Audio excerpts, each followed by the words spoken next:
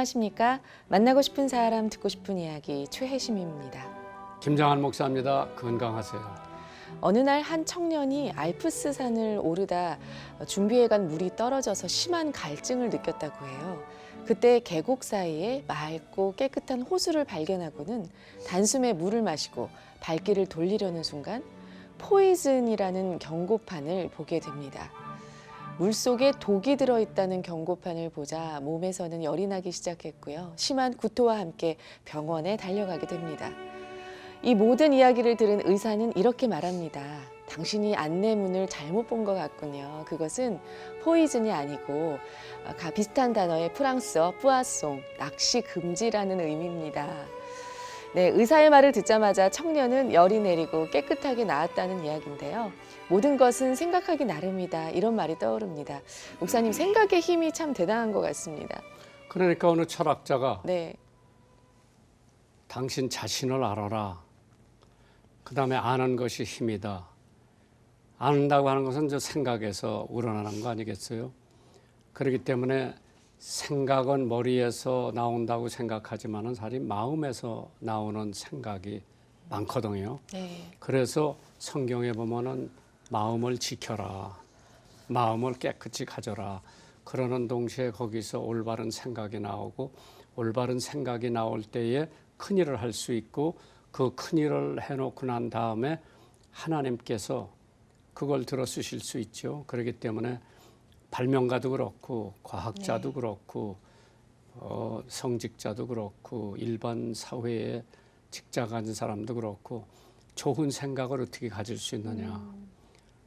사실 좋은 생각이라고 하는 것은 좋은 마음에서 우러나고 좋은 마음을 다담을 수 있는 것은 역시 마음의 양식, 하나님의 말씀, 또 좋은 서적들 같은 걸 네. 보면서 내 마음의 양식이 되고 그걸 통해서 다른 사람들 앞에 전해지는 우리의 마음씨가 전달되고 고맙지요. 그래서 고운 마음을 가진 사람들은 역시 고운 말을 할 거고 마음이 나쁜 생각을 가지고 있는 사람들은 막 욕하고 지금 막말할 거 아니에요. 그래서 요새 뭐 언론이고 뭐 정치인들이고 그냥 막말을 하기 때문에 상처를 많이 주는데 생각을 바로 할 수 있는 그러한 마음가짐을 가졌으면 좋겠어요. 아멘. 우리의 생각과 마음 하나님께서 다스려 주시기를 기도하는 오늘 하루였으면 좋겠습니다. 만나고 싶은 사람, 듣고 싶은 이야기, 오늘 초대 손님은 전 신한은행장이신 신상훈 장로님과 함께합니다. 어서 오십시오. 반갑습니다. 네, 안녕하십니까. 네, 저희 방송 가족 여러분께 인사 말씀 부탁드릴게요. 부족한 사람을 이렇게 불러주셔서 감사드리고 혹시 젊은 사람들한테 얼마나 도움이 되는 이야기가 있을지 모르겠습니다. 감사합니다. 예. 그럼 이제 신한은행이 우리 일본 교포들이 뭐 어떻게 했다는 얘기가 있는데 처음에 제일교포들이 100% 출자를 해서 만든 정말 순수한 민간은행입니다. 정부 지분 하나도 없었습니다. 없이. 예.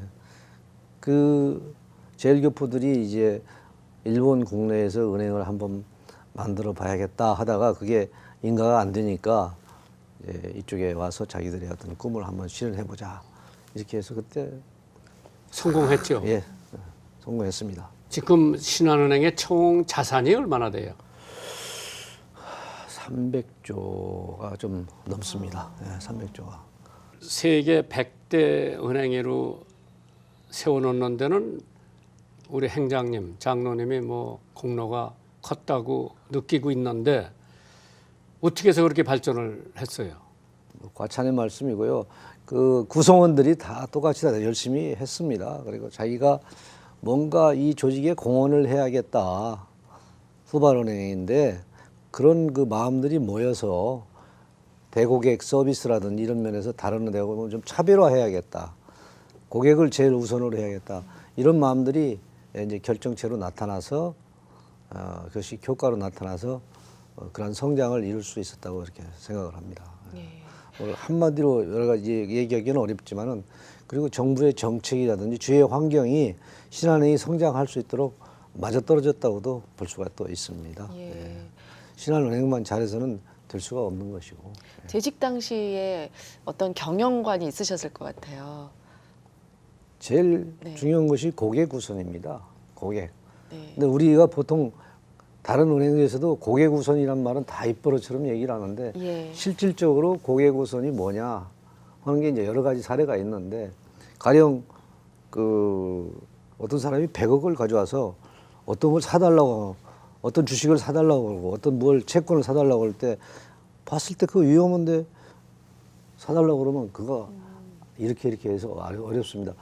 은행은 그냥 받기만 하면 실적이 올라가니까 좋은데 그 손님이 떠나지 않게 그냥 받기만 하면 좋은데 그게 아니라 뻔히 보이는 일을 그게 안 된다는 얘기를 얘기해 주는 것이 고객의 입장에서 얘기해 주는 것이 고객을 위하는 거다. 그런 얘기입니다. 여러 가지 사례가 있지만 고객을 어떻게 하면 위한다. 고객의 입장에서 항상 생각을 해야 합니다. 일반 요즘 DLS, DLF라는 그 독일 채권을 연동으로 해서 파생 상품 때문에 각 은행들이 지금 아주 혼이 나고 있는데 적자가 나고 있는데 마이너스가 돼 있는 상태도 은행들이 고객한테는 수수료를 받는 거예요. 근데 그런 자세는 고객을 참 정말로 위하는 자세가 아니다. 운영하는 사람도 적자가 나면 거기에 맞춰서 유보를 시킨다든지 안 받는 것이 고객 입장에서 좋지 않겠어요? 나는 손해보는데 수수료만 떡떡 떼어간다면 얼마나 속이 상하겠습니까? 그렇죠. 예. 네, 은행장 은퇴하시고 지금 이제 학교에 계신 걸로 알고 있어요. 예, 모교에서 네. 한 7년 정도 초빙 교수로 있었습니다. 예. 네. 학생들을 가르치실 때와 은행장으로 계실 때 어떤 일이 맞으세요?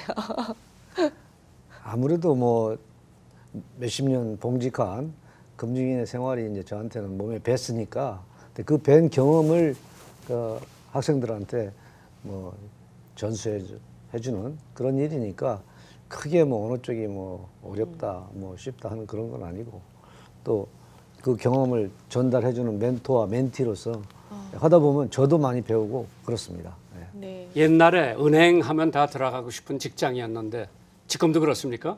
일부 젊은이들은 지금도 아마 그렇게 생각을 할 텐데 제가 학교에 한 7년 있으면서 학생들이 물어볼 때 어디를 가면 좋습니까? 그래 은행 가지 마라. 그러면 아니 은행장 했던 사람이 은행 가지 말라 하니까 이해가 안 되는 모양입니다. 그래서 이 전문가 시대에 꼭 은행에 가면 너희들이 은행에 가서 5년이면 아직도 초보인데 가령 증권회사가 5년이면 전문가가 될 수가 있다. 그러니까 꼭 은행 가야만 좋은 게 아니니까 자기에게 맞는 직장. 중소기업도 좋다. 중소기업에 가서 왜 중소기업이 싫으냐. 지금도 안산에 가면은 중소기업 모집 공고를 보면 정규직은 미달입니다. 오늘날 젊은이들이 뭐 계약직이나 일용직들을 더 선호하고 정규직, 중소기업에서 일하는 걸 부끄럽게 생각하는 그런 경향이 있다고 그러는데 참 안타까운 일입니다. 은행도 앞으로 목사님 굉장히 어려워질 게 저금리 시대에는 예금 금리는 줘야겠지요. 들어온 돈을 운영하는데 굉장히 어려움을 느낄 것 같습니다. 은행이 이제 어렵겠군요. 그런 일 때문에. 예, 그래서 우선적으로 규모가 작은 저축은행들 이런 데가 굉장히 어려워질 것 같습니다. 그러면 이제 그런 데가 조금 못 견디면 이제 손드는 그래서 다시 몇 년에 생겼던 저축은행 사태 같은 것이 일어나지 않을까 심히 걱정이 됩니다. 네. 그러한 어려움이 일어난다는 거는 소규모로 하는 사람들이 저축은행에 가서 돈을 빌린다. 예. 금융권에 어려우니까 그런 데로 가고 사채로 가지 않습니까? 네. 거기는 또 이자를 많이 줘야 되고 예. 그걸 못 갚게 되면 파산을 하게 되고 그런 게 많으면 많을수록 조그만 저축은행들은 타격을 받죠. 그렇습니다. 예. 그러면은 앞으로 예를 들어서 두 가지를 제가 질문을 할 텐데 돈 없는 사람은 도움이 되나 돈 가진 사람은 독이 되나 만약 자문을 해 주신다면은 네. 어떻게 해야 돼요? 돈 있는 사람에게 네. 은행장님으로서 그 돈을 얻다가 굴려야 그래도 조금 얻어가지고 자기 노후의 생활에 보탬이 될까? 저금리 시대에는 돈 있는 사람은 우선 그 이자가 많으면 좋겠지만 너무 그걸 생각하지 말고 안전한 데 갔다가 투자를 하라. 맡겨라. 그렇게 말씀드리고 싶고 또 지금 경기가 안 좋으니까 돈을 받은 저축은행들은 돈을 빌려주기를 굉장히 꺼려합니다. 예금 들어오는 걸 안 받을 수는 없고. 그래서 지금 덴마크의 뭐 이니스은행 같은 데는 우리 돈으로 13억 정도의 예금 이상을 벌 때는 돈을 내야 합니다. 수수료를 내야 합니다. 보관 수수료를 내야 합니다. 지금 하는 사람들이 하는 사람이 내야 합니다. 이제 이자를 받는 게 그런 아니라. 시대가 이제 네. 좀 오고 있습니다. 그래서 그거 내려면 그냥 집에 가지고 있지 뭐. 많은 돈을 집에 가지고 있는 것도 그 부담스럽지 않습니까? 여러 그렇죠. 가지로. 예. 예. 그래서 그 은행에다 안전하다고 그래서 은행에다 맡기는데 그 맡기려면 이제 보관 수수료를 내야 하는 시대가 이제 오고 있습니다. 아마 틀림없이 우리나라도 그런 시대가 올 것 같습니다. 뭐 그때 오기 전까지 그냥 다 쓰지 뭐. 그래서 차라리 선교 사업에 쓰는 게 낫다. 그러게. 네. 그럼 이제 은행에 돈을 갖다 예금을 해놨다. 예, 지금 이제 보니까 물가 상승을 못 따라가죠. 예. 그러면은 돈 있는 사람들이 물가 지금 상승도 못 따라가는데 이걸 어떻게 해야 되나? 행장님이 자문을 어떻게 해주시겠어요? 일본에서도 금리가 한참 내려갈 때가 있었거든요. 그렇죠. 그러면 그 다음날 아침에 금리 인하 발표를 하면 중앙은행 유리창에다가 막 연금 생활자들이 달걀을 집어던져가지고 달걀이 유리창에 다닥다닥 붙어있는 그러게. 그런 상황들이 벌어지고 그랬었습니다. 근데 이제 좀 우리나라도 이제 그런 시대가 오기 때문에 그 자금의 포트폴리오를 좀 잘 해야겠죠. 그래서 뭐 3분법 투자니 뭐 여러 가지가 있습니다. 뭐 부동산의 3분의 1, 예금의 3분의 1, 주식의 3분의 1, 뭐 이런 것들이 있는데 한마디로 뭐 이거다 하고 얘기할 수는 없지만은 규모에 따라서 자금의 규모에 따라서 전문가라고 상담을 하는 게 좋을 것 같습니다. 예. 한쪽으로만 이제 몰빵을 해가지고 소위 뭐 투자를 한다든지 뭐 한다든지 예금을 한다든지 뭘 산다든지 이것도 반드시 그 현명한 처사는 아닌 것 같습니다. 예. 만나고 싶은 사람 듣고 싶은 이야기 함께하고 계십니다. 오늘은 전 신한은행장이신 신상훈 장로님과 이야기 나누고 있습니다. 입사는 산업은행으로 하셨는데요. 네. 네, 나중에 신한으로 옮기셨어요. 예, 예. 네, 그 당시 이야기 좀 들려주시기 바랍니다. 네.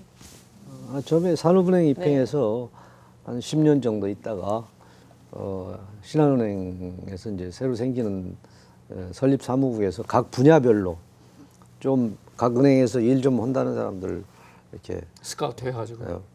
이제 추천도 받기도 하고 또 뭐 이렇게 스카우트 하기도 하고 해서 하는데 그때 저는 이제 경영학을 전공을 했으니까 그 심사, 대출 심사 뭐 이런 거 전문으로 또 기업 조사 갔는데 막상 가가지고는 신설은행이니까 이것저것 다 해야 하지 않습니까?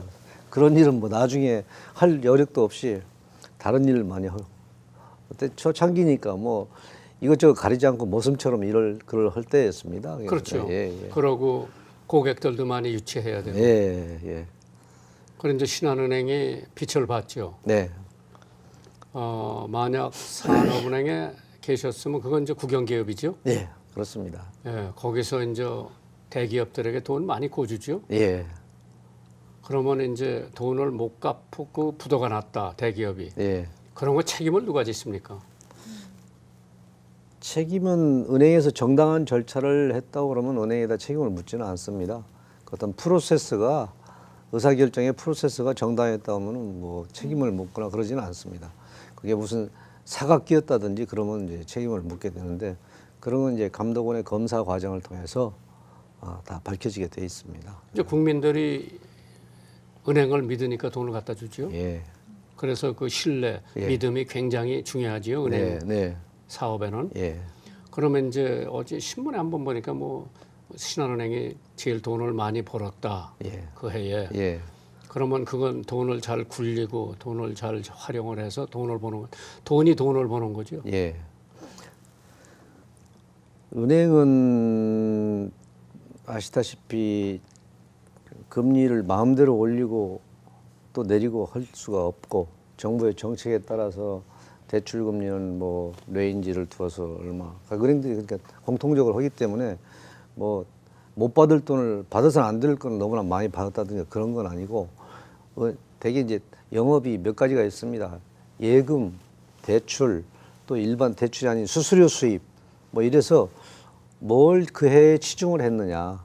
가령 여러 가지 일을 처리해주고 수수료를 많이 받아가지고 이익을 올리는 경우도 있고 대출을 또 많이 해가지고 이익을 올리는 방법도 있고 또 예금을 가지고 나온 돈을 가지고 남 빌려줘가지고 다른 은행도 빌려주고 해서 투자도 하고 그래서 받는 수익도 있고 여러 가지가 있습니다. 그래서 뭐 한 가지만 잘해가지고 수익을 그렇게 올릴 수는 없는 거죠. 이제 대부분 한국 사람들이 월급쟁이 아니에요? 대부분. 예. 뭐 노동자든지 사무원이든지 자기네들이 받는 그 봉급을 어떻게 해서라도 1년이 지나면 조금 생기고 해가지고 제일 큰 문제가 집 마련 아니겠어요? 네. 젊은 사람들이. 네. 이거를 어떻게 잘 굴려야 나중에 집이라도 하나 살 수 있는지. 예. 벼락부자는 월급쟁이는 없잖아요. 없습니다. 예. 근데 우리나라에 지금 제가 현직에 있을 때 그 프라이빗 뱅킹이라고 그래가지고 예금 거액 예금을 하는 그 분들만 따로 이렇게 관리를 해주는 파트에서 물어봤어요. 어떻게 해서 그렇게 큰 자산을 모으게 됐냐 그러면 그 당시만 해도 우리나라에서는 주식보다는 부동산을 해서 그렇죠. 돈 번 분들이 많고 그러면 주식 투자 안 씁니까? 주식 투자는 조금만 그냥 맛배기로 하지 마치 선친으로부터 주식하지 말라는 유언을 받은 사람처럼 주식은 거의 않는 게 대부분이었습니다. 그러니까 아직도 우리나라 사람들은 부동산 불패 신화 이런 것들이 많이 그 머릿속에 있는 것 같습니다. 그런데 이제 점차 젊은 세대로 갈수록 이제 좀 이렇게 나눠지고 있죠. 부동산에서 뭐 채권도 있고 또 주식도 있고 또 다른 투자도 있고 나눠지는 것 같습니다. 그래서 지금 아까 봉급 생활자 말씀을 하셨는데 스웨덴 같은 데는 지금 봉급 생활자가 집을 하나 살려면 146개월분의 봉급을 저축을 해야 살 수가 있다고 합니다. 우리나라도 거의 146개월이면 10년 넘지 않습니까? 우리나라도 그래 뭐 더 길지는 않겠지만 상당히 거의 10년 가까이 모아야 아마 조그마한 집을 하나 마련할 정도 되지 않을까. 그래서 앞으로 점차 더 그 이 젊은 세대들이 그런 그 자기 집을 장만하려면 힘이 들고 오래 걸릴 것 같습니다. 예. 네, 오늘 신상훈 전 신한은행장님과 함께한 시간이었는데요. 혹시 그 좌우명이 있으실까요? 좌우명이 초심이라는 얘기를 들었는데요. 예. 제가 현직에 있을 네. 때 그 제가 방에는 항상 처음처럼이라는 뭐 휘호라고 뭐 이상하지만 그 액자에다 그걸 담아서 넣고 늘 쳐다보고 있었는데 또 결제 받으러 오는 직원들도 저게 무슨 사연이 있나 뭐 이런 생각들을 할 때 제가 대고객 서비스 차원에서도 항상 변함없이 처음에 가졌던 마음 또 이 은행에 들어올 때 자기의 어떤 그 결의와 다짐이 있었을 때 그거를 지켜나가는 마음 이 처음이란 마음이 뭐 초심이라는 말도 되지만은 어느 누구에게나 해당되는 말로서 굉장히 그 중요하다. 그 초지일관 자기의 목표를 세워놨으면 그대로 뭐 잃지 않고 간다 이런 것도 있지만 그래서 저는 그 은행에 있을 때는 이걸 늘 어디 가든지 강조를 했습니다. 고객한테도 강조를 하고 직원들한테도 강조를 그런데 하고 저 자신한테도 강조를 하고 그랬어요. 좀 높은 자리에 올라가면 초심으로 돌아가기가 어렵죠. 아무래도 잊어버리기가 쉽지만 그걸 잊어버리지 않기 위해서 항상 걸어놓고 그러게. 했습니다. 예. 그러니까 초심으로 돌아간다. 말하기는 쉬운데 행동으로 옮기기는 어렵죠. 예. 언제서부터 믿음 생활을 하셨어요? 저는 아주 어릴 때부터 거의 유치원 때부터 했습니다. 그래서 저희 동네가 그 별로 이렇게 가호수가 안 되지만 조금 떨어진 이제 교회가 하나 있었는데 순교하신 분이 세운 교회인데 그 교회 해성교회라고 해가지고 옛날 저희 고등학교 때는 조영기 목사님도 오셔서 부흥을 집회하시고 가시고 그랬습니다. 네. 그러면 거기 다니시다가 결혼 대상자는 어디서 만나셨어요? 종암교회에서 이제 만났습니다. 교회에서. 예, 그래서 교회 다닐 때 교회에서 만난 게 아니고 이제 교회 다닐 때 소개를 받아서 종암교회 돌아가셨지만 김윤식 그때 담임 목사님이 줄에도 서주시고 77년도에 김윤식 목사님 유명한 목사님이죠. 예, 돌아가셨습니다. 그러고 자녀는 몇 명 두셨어요? 일녀입니다. 예, 저는. 다 교회 생활 잘 할 거고요. 뭐 한다고 하는데 우리 딸은 이제 결혼해서 뭐 열심히 또 잘하고 있고 사위도 믿음도 좋고 그러는데 이제 아들이 더 열심히 나갔으면 하는 마음인데 아들이 아직 이제 미혼입니다. 예. 네. 근데 좋은 며느리감이 들어와서 믿음 생활하면은 따라가겠죠. 예, 바라고 있습니다. 예. 만나고 싶은 사람 듣고 싶은 이야기 함께하고 계십니다. 청취자 사연 도착돼 있는데요. 함께 나누겠습니다. 저는 고3 수험생을 둔 학부모입니다. 고3 뒷바라지가 엊그제 같았는데 이제 1년이 다 지나갔네요. 요즘에는 수시로 지원하는 학생들이 많아져서 예전처럼 수능 때가 되면 긴장되거나 마음이 바빠지진 않지만 저의 자녀는 수능이 많은 비중을 차지해서인지 가슴 졸이며 매일 기도로 하나님께 지혜를 구하고 있습니다. 밤 늦게까지 공부하는 아이를 보고 있노라면 마음이 아프지만 이 시간이 인생에 있어서 귀한 밑거름이 되리라고 믿습니다.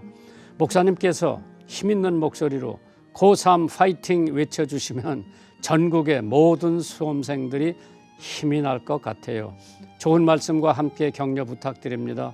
더불어 극동 모든 가족분 건강하시고 행복 가득 넘치는 한 해가 되기를 소망합니다. 목사님 사랑합니다.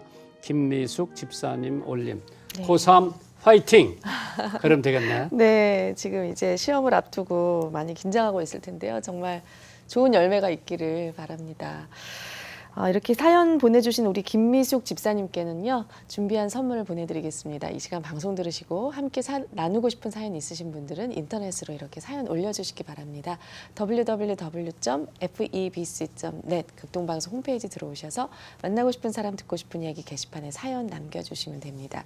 이 방송은 전국 라디오 방송뿐 아니라 극동방송 인터넷 홈페이지, 모바일 어플리케이션 그리고 유튜브의 극동방송 TV 채널을 통해서 영상으로도 시청하실 수 있습니다. 여러분의 많은 관심 부탁드립니다. 네, 오늘 이렇게 장로님 나와주셔서 정말 감사드리고요. 네. 앞으로 비전과 기도 제목이 있다면 좀 나눠주시고 마지막 마무리하겠습니다.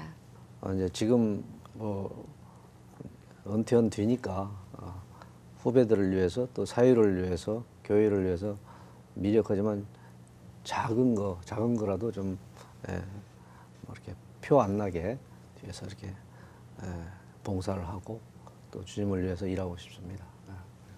네, 정말 신한은행에 계셔서 많은 어려움도 있었지만은 예. 그걸 극복하시고 이제 거기서 은퇴하시고 후학들을 가르치시고 또 저 지금 교회 열심히 봉사하시는 모습을 보면 우리가 참 배울 점이 많은 것 같아요. 아유, 별 말씀. 앞으로도 건강하시고 네. 우리 극동방송 하는 모든 일에 예. 기도해 주시고 협조해 주셨으면 감사하겠어요. 열심히 하겠습니다. 네, 감사합니다. 안녕히 가십시오. 고맙습니다. 예. 네, 한 주간도 주님 안에서 평안하시길 바랍니다. 만나고 싶은 사람, 듣고 싶은 이야기 저희는 다음 주 이 시간에 다시 찾아뵙겠습니다. 감사합니다.